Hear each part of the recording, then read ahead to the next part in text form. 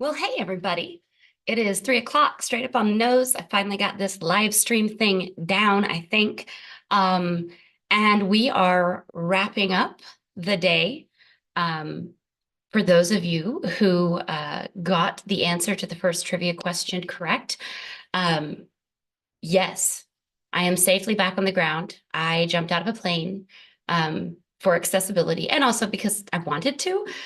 Though slightly terrified, this was good motivation because I'll do anything. But what I want to say is a big thank you to Mark, who was my instructor at Air Capital Drop Zone, because he is amazing. And if anyone ever does want to go skydiving, which I highly recommend, check him out. You can't do better. With that being said, feet firmly planted on the ground, I had hoped to announce the winners of the trivia. Um, but I am experiencing unforeseen issues accessing the live chat from the other two streams. And I know some people had put answers there. So I am going to have to take a minute, compile all of those answers, and then get the drawing set up. So if I don't get it done today, I will make sure that they get announced tomorrow along with the participation winners. It's going to be a lot of collating, and I want to make sure that it's fair and that I count everybody's participation and draw names in a fair manner. So I would rather do it right than do it quickly. I hope everyone's all right with that. Um, Kendra, you want to jump out of a plane? I got you. You can come with my friend Sarah and I the next time we do it, possibly this summer. Mom, if you're watching this, I didn't just say that I jumped out of a plane. Anyway, to business. I have some amazing statistics for you all. I'd like to note that the faculty training, which again is mandatory for faculty to do, but the competition piece behind it has been wonderfully dynamic to watch. You all have made my day with your back and forth emails and the spirit of the thing, if you will. And yeah, that means that in what 8 to 3, I can't do math with hours. From 8 o'clock this morning, we have 47% completion of all required training. That is fantastic. That's all required full-time faculty. 47% have completed. So that's 60 completed at the excellent level or above, which was 90%, or full marks, and 5 have completed at the 80% level. So way to go, all of you, for getting in there. I know those of you who maybe are still waiting for classes to get done, you'll get to it as soon as you can. I know that. You all are very dedicated and diligent individuals. And I want to shout out to the team captains who have been leading communication and getting into the spirit of things. They also have teaching and classes and things to do. So I cannot say how grateful I am for that. So real quick question. I know that we've had a couple of people that I've featured in the community on who have watched some of the accessibility appetizer videos. So my question would be, if you've watched any of them, which ones have you watched or which ones stood out to you the most? I'd love to hear from you all there in the live chat.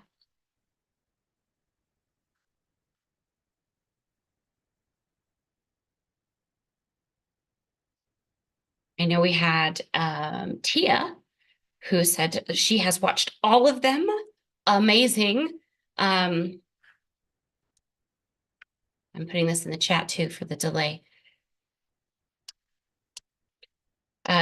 Ellen Herdler, who is in nursing, one of our nursing colleagues, mentioned, let's see, which one did she said? One of them really stood out to her. I just, have to find teams.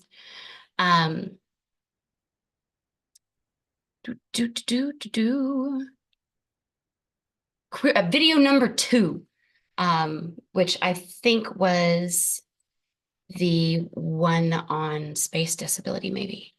Haley, you watched them all too? That's amazing. Thank you. and you like the last one a lot. The color contrast and visibility checker.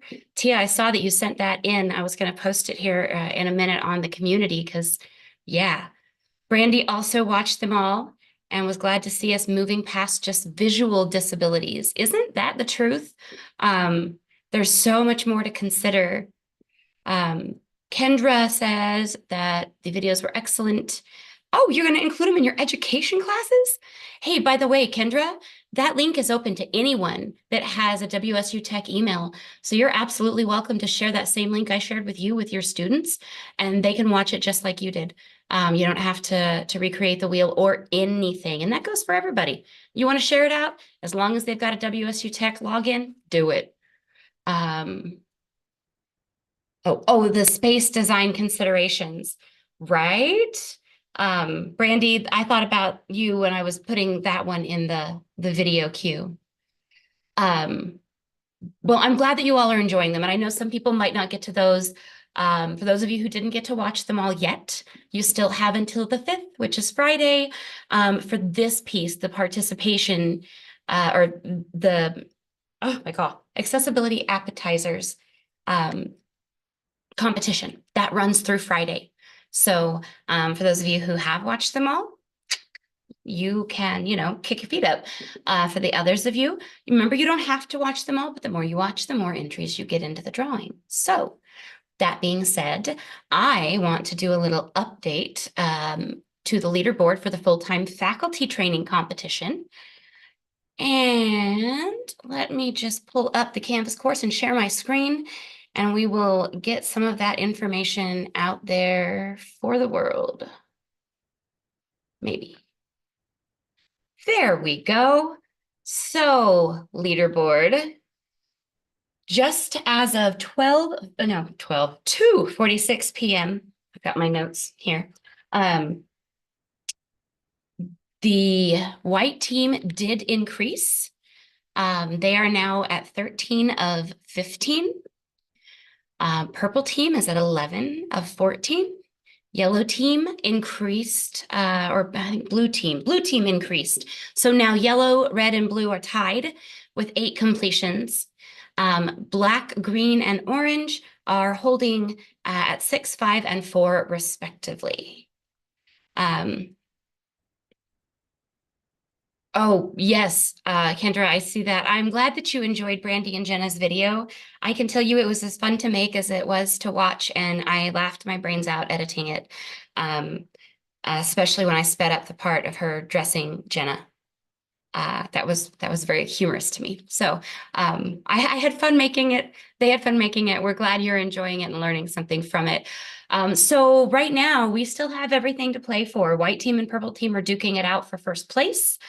And they each have, well, two completions in one and 3 completions for the other. So if you know of anyone who maybe is concerned that they don't have time to take the training, and you found that it, took less time than you expected, you might give them a nice word of encouragement that, hey, it doesn't take as long as you think it might. And it really doesn't. So let's see. What do I want to do to cap out the day? I know. I want to tell you what is coming down the pike from the A-Team, because we are working on a big project that will really start ramping up as soon as this wraps.